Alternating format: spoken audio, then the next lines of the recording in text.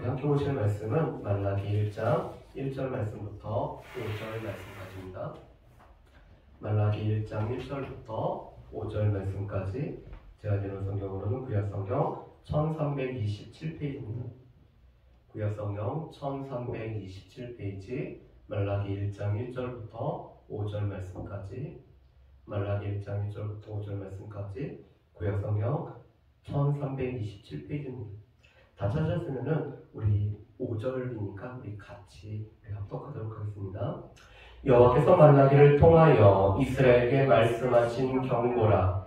여호와께서 이르시되 내가 너희를 사랑하였노라 하나 너희는 이르기를 주께서 어떻게 우리를 사랑하셨나이까 하는도다. 나 여호와가 말하노라. 에서는 야곱의 형이 아니냐. 그러나 내가 야곱을 사랑하였고 에서는 미워하였으며 그의 산들을 황폐하게 하였고 그의 산업을 광야의 이리들에게 넘겼느니라. 에돔은 말하기를 우리가 무너뜨림을 당하였으나 황폐된 곳을 다시 쌓으리라 하거니와 나 만군의 여호와는 이르노라. 그들은 쌓을지라도 나는 헐리라. 사람들이 그들을 일컬어 악한 지역이라 할 것이요 여호와의 영원한 진노를 받은 백성이라 할 것이며 너희는 눈으로 보고 이르기를 여호와께서는 이스라엘 지역 밖에서도 크시다 하리라. 아멘. 우리가 지난주에 말라기 3장 말씀을 보면서 하나님께서 이스라엘 백성들, 특별히 하나님을 경외하는 남은 자를 하나님의 이 소유로 삼으신다라는 말씀을 같이 나눴습니다. 오늘은 말라기 1장 1절부터 5절 말씀을 우리가 보기로 하는데, 말라기 선지자의 이름 뜻은 나의 사자라는 뜻이었죠. 하나님께서 사자를 보내셔서 하나님의 이 마음을 표현하는데, 오늘 1장 1절 말씀에 보면 이렇게 되어 있습니다. 이스라엘에게 말씀하신 경고.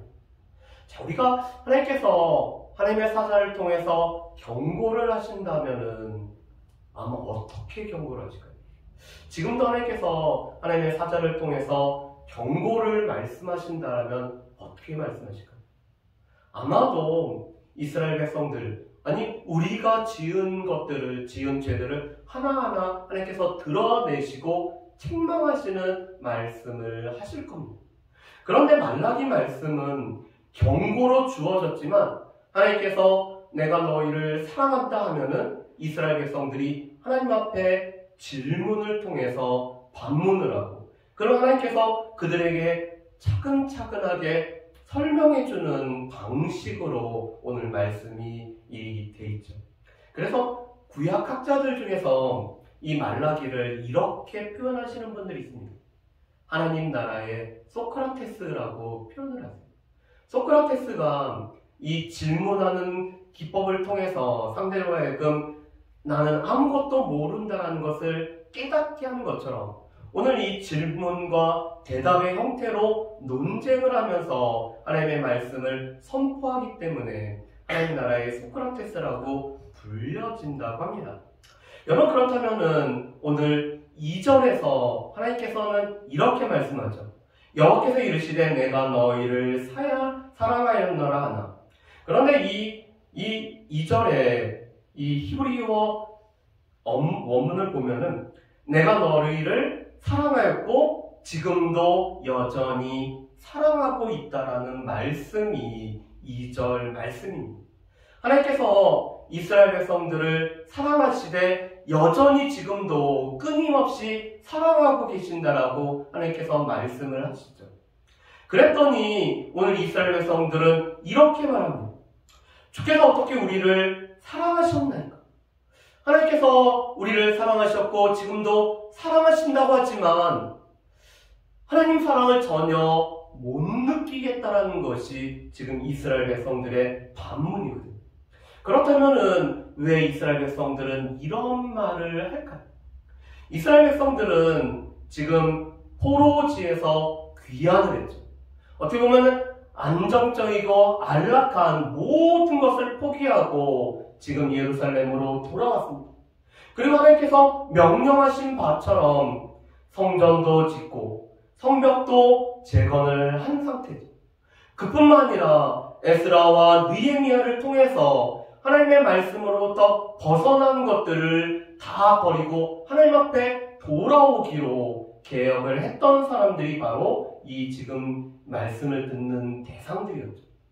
그런데 문제는 하나님 앞에 자신들이 헌신하고 하나님 앞에 물질도 드리고 하나님 앞에서 포기하고 왔지만 상황은 바뀌지 않는다라는 것이 이스라엘 백성들이 하나님의 사랑을 느끼지 못한다라는 그런 상황이었죠. 왜 그렇죠? 아직까지 이스라엘은 정치적으로 독립을 못하죠. 이때부터 이스라엘 백성들은 예수님이 오실 때도 정치적으로 독립을 한 적이 한 번도 없죠. 물론 하스모니안 왕조가 세워지긴 했지만 여전히 이 고대 근동아시아를 지배하는 큰 나라의 자치국이지 완전한 독립국으로 존재한 적은 한 번도 없었기 때문이죠. 지금은 페르시아 바사의 속국으로, 그래서 이 페르시아가 보낸 총독의 지배 아래 있는 것이 이스라엘 백성들의 상황이었습니다. 자, 그런데 우리는 이런데 주변에 있는 이방인들은 그들의 삶이 형통하죠.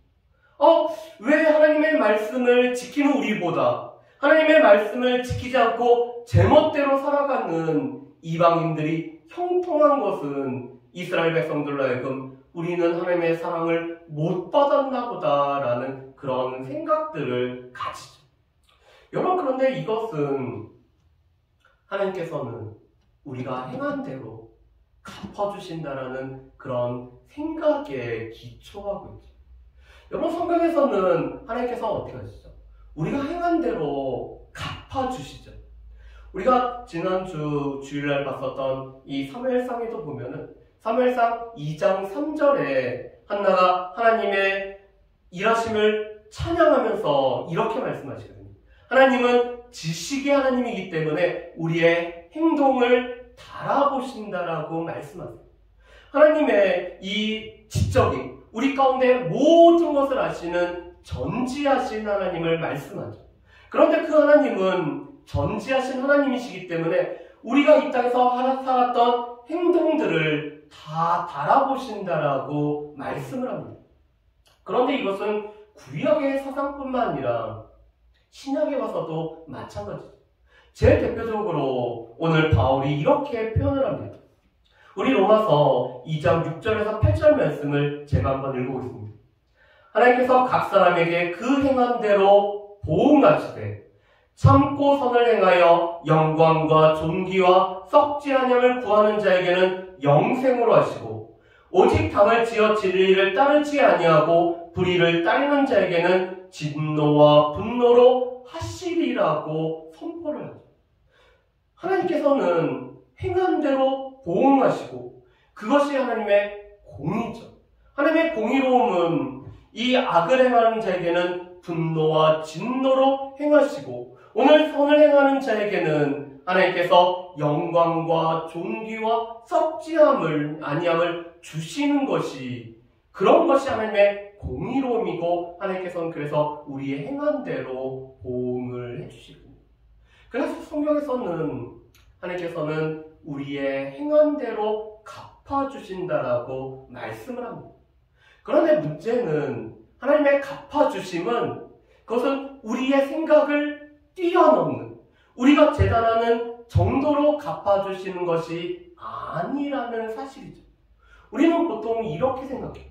하나님께서 내가 행한 대로 갚아주시니까 내가 생각한 대로 하나님께서는 나의 기도에도 다 응답하시고 나의 삶은 어려움이 없이 형통할 뿐만 아니라 내가 하나님 앞에 마음을 드리고 물질을 드리고 내가 시간을 드리고 다 했으니까 나의 삶에 있어서는 어려움이 없이 무조건 잘 될 거라는 이런 생각들을 우리가 가지고 있거든요. 이스라엘 백성들이 그랬죠. 이스라엘 백성들이 하나님 앞에 지금 그들이 물질도 드렸고 시간도 드렸고 그들의 삶을 드렸기 때문에 그렇다면 하나님의 축복이 가시적으로 물질적으로도 풍요롭게 나타날 거라고 이스라엘 백성들이 생각을 했습니다. 그런데 왜 그래요? 이스라엘 백성들의 삶은 여전히 가난했고, 이스라엘 백성들은 여전히 속국이었고, 이스라엘 백성들은 여전히 어려운 가운데 있었기 때문에, 그래서 그들이 생각한 대로 하나님께서 갚아주시지 않았다라는 생각 때문에 오늘 이스라엘 백성들은 어떻게 하죠? 하나님께서 우리를 사랑하지 않으시고, 하나님께서 우리를 어떻게 사랑하십니까? 라고 지금 이스라엘 백성들이 반문을 하죠. 여러분, 그런데 욥기 35장 6절에서 7절 말씀에 보면은 엘리후는 이런 말을 욥에게 하고 있어요. 욥이 하나님보다 자신을 의롭다라고 여기니까 엘리후가 이렇게 말합니다. 그대가 범죄한들 하나님께 무슨 영향이 있겠으며, 그대의 악행이 가득한들 하나님께 무슨 상관이 있겠으며, 그대가 의로운들 하나님께 무엇을 드리겠으며, 그가 그대의 손에서 무엇을 받으시겠느냐. 이 엘리후의 말은 우리가 이제 오해를 하시면 안 되는 게, 엘리후의 말은 하나님께서 우리에게 관심이 없기 때문에 우리의 삶이 하나님 앞에 아무런 영향을 미치는 것이 아니다라는 것을 말하는 게 아니라, 지금 욥이 하나님보다 자신을 의롭다라고 얘기하니까 오늘 엘리후가 얘기합니다. 당신이 선한 일을 아무리 한다고 해도 그게 하나님 앞에 실은 어떤 것을 미칠 정도로 그게 그렇게 커다란 선입니까? 이 세상에 있는 사람들이 모두 선을 행한다고 해서 그것이 하나님의 선에 뭔가를 조금만 더 보탤 수 있는 그런 것입니까? 라고 말하는 거죠. 마찬가지로 당신이 그렇게 악을 행한다고 해도 그것이 하나님 앞에 어떤 영향을 미치겠습니까? 실은 우리의 존재가 하는 이 행한 것이 그렇게 하나님 앞에 커다랗게 영향을 못 미침에도 불구하고 우리는 마치 나의 선을 행한 것은 하나님 앞에 뭔 커다란 것을 한 것이냐, 그렇다면 하나님께서 나에게 뭔가를 베풀어 주시는 것이, 그것이 우리가 행한 대로 갚아주심이라고 우리가 생각을 하고 있다는 거죠. 그런데 실은 제 자신도 연약하기 때문에 저도 그렇게 생각을 한 적이 있었습니다. 저희 가정이 이 교회 파송을 받아서 대련을 갔다가 또 교회에서 들어오라고 해서 대련에서 이제 저희가 들어왔을 때였어요. 그때도 저희는 하나님께서 가라고 하니까 가고, 하나님께서 들어오라고 하니까 들어온다라는 그런 마음으로 이렇게 이제 들어왔습니다. 그런데 딱 들어왔더니 저에게 사역이 안 주어집니다. 교회가 그때 여러 가지 문제로 어렵고 또 섬겼던 담임 목사님이 나가시게 된 그런 상황이어서, 그래서 저는 그 목사님하고 부교육자로 있으면서 잘 있었다라는 이유로 저에게 이 부서 사역이나 신방도 허락 안 되고 매일 출근은 하지만 아무것도 못하는, 책상만 주어지고 아무것도 못하는 그런 일이 있었습니다. 그러면서 5월달까지만 이렇게 사역하고 내려놔야 된다라는 그런 통보도 그 한국에 들어오자마자 바로 이렇게 통보를 받았죠. 그런데 그때 이런 생각이 들었습니다. 길도 보이지 않고 하나님께 기도를 해도 하나님께서 내 기도를 들어주시지 않는 것 같고, 그래서 욥기 23장 8절에서 9절에서 이렇게 고백을 하거든요. 내가 앞으로 가도 그가 아니 계시고 뒤로 가도 보이지 아니하며 그가 왼쪽에서 일하시나 내가 만날 수 없고 그가 오른쪽으로 돌이키시니 배울 수 없군. 그런데 그 마음이 저희와 저희 가정의 마음이었어요. 하나님께서 분명히 살아계시고 하나님께서 일하고 계시는데 앞에 가도 하나님 안 보이시고 뒤를 돌아보도 하나님이 안 보이시고 하나님께서 왼쪽으로 일하시는데 내가 갈 때는 없는 것, 이런 상황들이 있습니다. 그런데 제 마음속에 제가 하나님 앞에 대가를 바라고 뭔가를 하지는 않았지만 마음 한편으로는 그런 게 있었던 것 같아요. 내가 하나님 앞에 그래도 섬기고 하나님 앞에 충성을 다했기 때문에 하나님께서는 저의 기도에 응답해 주시고, 그 다음에 하나님께서 때로는 위로도 해주시고 하나님께서 뭔가를 해주실 거라는 제 생각들로 이렇게 있었습니다. 그런데 이 응답이 안 오면서 몇 개월 지나니까 이런 거를 깨닫게 되죠. 하나님께서는 응답해 주실 수도 있고, 때로는 하나님께서는 응답해 주지 않으실 수도 있는 침묵이라는 방법으로 응답해 주시는 것도 저에게는 응답이었음에도 불구하고, 저는 제가 생각했던 대로 하나님께서 응답을 안 해주신다라고 제가 계속 원망하고 불평하고 있었다는 것을 이렇게 이제 깨닫게 됐습니다. 아마도 하나님께서는 저의 마음 가운데서 깨어버려야 될 또 하나 것들을 알게 해주신 겁니다. 제가 하나님 앞에서 순종하고 뭔가를 했었으면 늘 길이 형통하고 제가 원하는 대로 이루어지지 않는 것도 하나님께서 저에게 하신 응답일 뿐만 아니라, 하나님께서 때로는 침묵하시면서 그 침묵하시는 하나님을 바라보게 하는 것도 응답인데도 불구하고, 저는 제가 생각했던 대로 되지 않았다라고 원망하고 불평하고 있었거든요. 그런데 다니엘의 세 친구는 이렇게 고백을 하죠. 다니엘서 3장 17절에서 18절에서 이렇게 고백을 합니다. 왕여, 우리가 섬기는 하나님이 계시다면 우리를 맹렬히 타는 풀무불 가운데서 능히 건지시겠고 왕의 손에서도 건져내시리이다.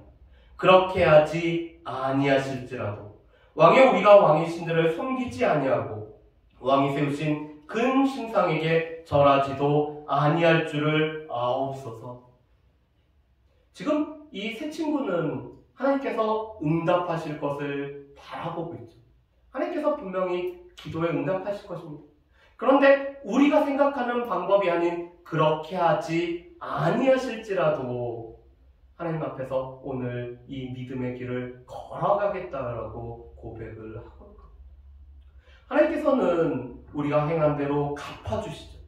그런데 이 행한 대로 갚아주시는 것은 그렇다고 해서 우리의 생각대로만 갚아주시는 것이 아니라는 것.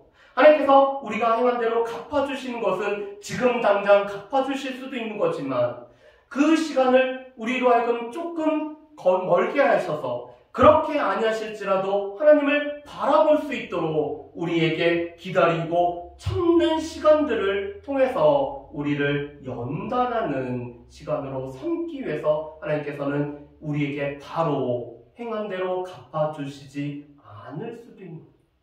그래서 우리는 두 가지를 늘 염두에 두게 됩니다. 한 가지는 하나님께서는 행한 대로 갚아주시는 것이 그게 하나님의 공의의 속성에 맞기 때문에 하나님께서는 분명히 행한 대로 갚아주십니다. 그렇지만 하나님이 행한 대로 갚아주시는 것은 우리의 생각에, 우리가 생각하는 대로가 아니라 하나님의 주권적인 뜻 가운데서 하나님께서 이 행한 대로 갚아주신다는 것을 우리가 분명히 기억을 해야 되죠. 그래서 여전히 우리는 우리의 시간에 맞춰달라는 것이 아니라 하나님의 그 시간에 맞추어달라고 우리가 여전히 믿음으로 나가야 됩니다. 자, 그렇다면은 오늘 이 이스라엘 백성들이 여호와께서 어떻게 우리를 사랑하셨습니까? 라는 것에 관해서 오늘 하나님은 말라기 선지자를 통해서 두 가지로 답을 해주시죠.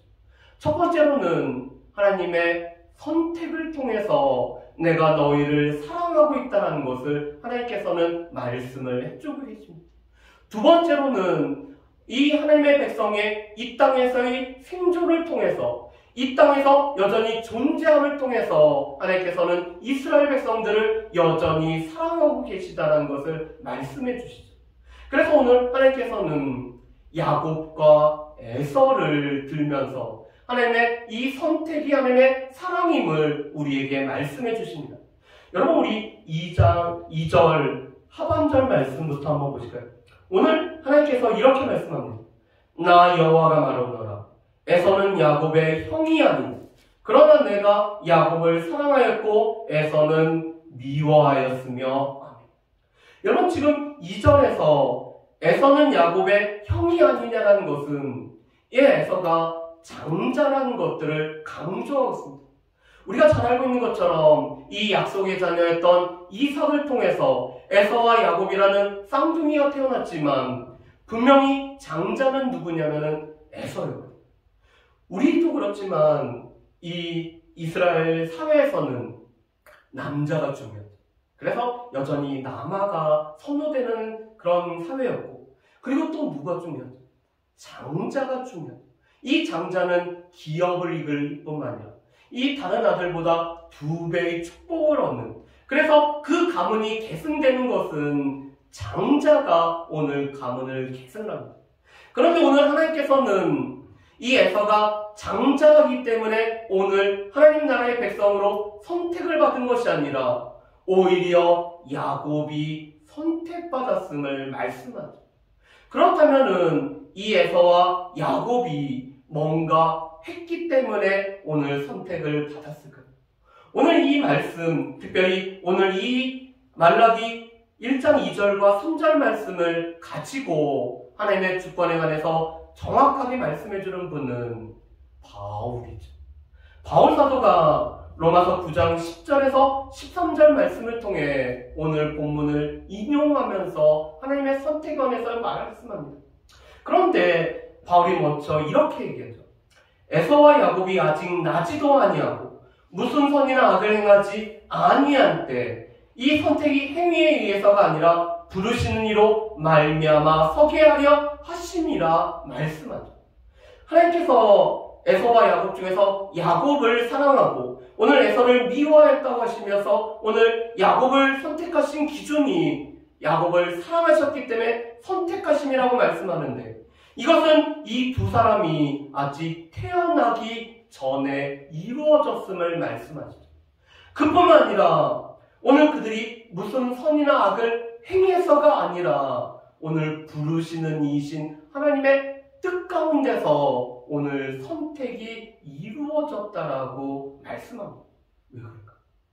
만약에 이들이 태어나서 무슨 선을 행하고 악을 행하면은 하나님의 선택 기준이 그거에 따라서 이루어지는 것처럼 우리가 착각을 할 수가 있죠. 그래서 선을 행했기 때문에 나는 택함을 받았고 악을 행했기 때문에 택함을 받지 못했다라고 생각하는데 그것이 아니라는 거죠.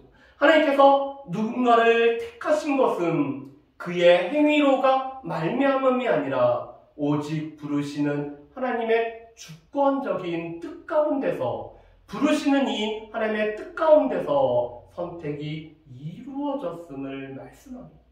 그래서 바울은 에베소서 1장 3절부터 14절까지 구원의 역사에 관해서 성부 하나님과 성자 하나님과 성령 하나님의 역사심을 말씀하며 이렇게 말씀하시죠. 창세전에 이 세상을 만들기 전에 이미 우리를 택하셨음을 말씀합니다. 왜냐하면 이것은 우리의 행위로 달린 것이 아니라 하나님의 주권적인 역사로 말미암았음을 우리에게 말씀하죠. 그렇기 때문에 우리가 구원에 관해서 하등 자랑할 만한 것이 하나도 없습니다. 왜냐하면 우리의 행위로 우리가 구원받은 것이 아니기 때문에 하나님의 주권적인 뜻과 우리에게 허락하신 예수 그리스도를 믿음으로 말미암아 그 믿음을 보시고 하나님께서 우리에게 전적으로 구원하셨기 때문에, 하나님께서 무조건적인 선택을 하셨기 때문에 우리는 구원에 관해서는 아무런 자랑할 것이 없이 오직 구원을 행하신 하나님을 찬양하고 감격하며 감사하며 살아가는 것이 우리의 삶이라고 말씀하시죠. 그래서 하나님께서는 이 야곱은 사랑하고 에서는 미워하셨기 때문에 에서의 삶들을 황폐하게 하시고 그의 산업을 광야의 이리들에게 넘겨주셨죠. 그래서 하나님께서 야곱처럼 이렇게 선택하신 그 선택이 에서에게 주어지지 않았기 때문에 그것을 에서를 미워하였다라고 이렇게 하나님께서 이 표현을 하고 계시죠. 자, 두 번째로는 이 에돔은 그들은 생존하지 못하고 끝내는 멸망받고 이 땅에 생존하지 못한 반면에 비록 이스라엘 백성들은 오랜 생활 고난의 길을 걸었지만 그들은 이제 여전히 생존할 뿐만 아니라 이 민족적으로 회심하여서 그리스도께서 오시기 전에 민족적으로 회심되기 위해서 이스라엘 백성들이 여전히 생존하고 있는 것은 하나님께서 이스라엘 백성들을 사랑하셨음이라고 말씀하죠. 오늘 4절에 에돔은 이렇게 말합니다. 에돔은 말하기를 우리가 무너뜨림을 당하였으나 황폐된 곳을 다시 쌓으리라 하거니와 나 만군의 여호와는 이르노라 그들은 쌓을지라도 나는 헐리라. 사람들이 그들을 일컬어 악한 지역에 할 것이요 여호와의 영원한 진노를 받은 백성이라 할 것이며 아멘. 여러분, 에돔이 하나님 앞에 오늘 심판을 받게 되는 이유를 오바다서에서는 몇 가지를 말씀합니다. 이 오바다서는 에돔의 심판에 관해서 말씀하고 있죠. 그런데 첫 번째로는 에돔의 교만 때문에 에돔은 심판을 받는다고 합니다. 왜냐하면 에돔이 거주하는 곳은 세일산이기 때문에 이 산의 험준함 때문에 이 산이 천연의 요새가 되어서 그 누구도 쳐다볼 수 없기 때문에 그들은 이 안전함으로 말미암아 교만했기 때문에 심판을 받는다고 말씀합니다. 두 번째로는 이 에돔이 유다가 바벨론에 의해서 오늘 이 약탈을 당할 때 그 바벨론에 연합되어서 유다를 약탈했을 뿐만 아니라 오늘 유다 백성들이 이스라엘 백성들이 고난받는 것을 기뻐하고 즐거워했기 때문에 이 에돔이 하나님의 심판을 받는다라고 말씀합니다. 여러분, 어떻게 보면은 이 에돔 족속은 이스라엘과는 형제 족속이라 할 수 있는 가장 가까운 사람들입니다. 그렇지만 오늘 이 형제가 되는 이스라엘 백성들이 고난을 받을 때 그것을 즐거워했던, 하나님 백성들이 고난받을 때 그것을 고소하게 여겼기 때문에 이 에돔이 심판을 받을 뿐만 아니라 한술 더 떠서 이 이스라엘 백성들이 약탈을 당할 때 에돔 사람들도 이스라엘 백성들을 약탈했기 때문에 이 에돔이 심판을 받는다라고 말씀합니다. 그런데 그들은 이렇게 말합니다. 하나님께서 무너뜨렸는데 우리가 무너뜨림을 당하였지만 황폐한 것을 다시 일으켜 쌓으리라고 오늘 그들이 말합니다. 그랬더니 하나님이 너희가 다시 쌓아? 그러면 내가 다시 흩어버릴까? 헐리라고 하나님께서 말씀을 하고 계시죠. 여기서 하나님께서 하나님의 백성과 하나님의 백성이 아닌 사람들이 받는 이 징계에 관해서 이렇게 말씀하죠. 하나님께서는 하나님의 백성들은 징계를 통해서 결국은 하나님 앞에 돌아오게 하기 위해서 하나님께서 징계를 베푸시죠. 그래서 하나님의 백성들에게 이 어려움이라는 것은 연단의 과정이고 그것은 훈련의 과정입니다. 그렇지만 이 하나님이 아닌 하나님 나라의 백성이 아닌 사람들에게 있는 이 어려움이라는 것은 그들에게는 끝내는 심판과 멸망인 것. 오늘 지금 이 에돔이 그랬어요. 에돔도 그렇고 이스라엘 백성들도 그렇고 무너뜨림을 당하였지만 이스라엘 백성들은 어떻게 다시 세우게 됐어요. 그렇지만 이들은 무너뜨림을 당했을 때 그들이 다시 세운다고 했지만 하나님께서는 헐어버리셔서 지금은 에돔이라는 족속이 이 땅에서 민족적으로 자취를 감추어 버린 거죠. 이것이 바로 하나님께서 여전히 이스라엘 백성들을 사랑하셨다는 거죠. 하나님께서 사랑하지 않으셨기 때문에 에돔 사람들은 그들은 이 땅 가운데서 흔적조차 없죠. 그래서 이 페트라라는 곳에 보면은 에돔 족속이 오늘 이 하나님으로부터 징계를 받는 것이 이 흔적으로 남아있고 민족적으로는 자취가 감추었습니다. 그런데 반면에 이스라엘 백성들은 여전히 고난을 당하지만 그들이 이 땅 가운데 생존하고 있는 것은 하나님께서 이스라엘 백성들을 여전히 사랑하고 계시다라는 증거죠. 그래서 5절은 이렇게 말씀합니다. 하나님께서 온 땅의 하나님이 되신 것, 하나님께서 야곱과 에서를 다루는 방법들은 결과적으로는 하나님께서는 어느 한 민족의 한 지역의 하나님이 아니라 온 땅의 하나님이기 때문에 나 이스라엘 지역 밖에서도 하나님은 크시다 하는 것을 오늘 들리게 된다라고 말씀을 하고 계시죠. 그렇다면 우리가 몇 가지를 한번 정리를 해봤으면 좋겠습니다. 하나님은 이스라엘 백성들을 사랑하시고 여전히 사랑하신 것처럼 우리에게도 동일하게 여전히 사랑하시고 하나님께서는 지금도 우리를 사랑하고 계신다는 것. 그래서 두 번째로는 하나님께서 변함없는 사랑은 우리에 관해서 선택과 생존입니다. 하나님께서 우리를 하나님의 자녀로 택하시고 하나님의 백성으로 삼으시고 우리의 행위와 관계없이 하나님의 주권적인 뜻 가운데 우리를 택하신 것이 여전히 우리를 사랑하심이며 또 하나님께서 우리를 사랑하시기 때문에 이 땅에서 여전히 하나님의 백성으로 살아가게 하시는 것이 우리를 사랑하신 하나님의 사랑이라고 말씀합니다. 그런데 세 번째로 그 사랑의 가장 결정판은 예수 그리스도시죠. 우리를 위해서 보내주시고 우리를 위해서 죽으시고 우리를 위해서 다시 사신 예수 그리스도가 바로 우리를 향한 하나님의 사랑의 가장 결정체고 그렇기 때문에 우리가 오직 예수를 우리가 선포할 수밖에 없는 우리가 오직 예수를 통해서 하나님의 사랑을 우리가 깊이 누릴 수 있는 것.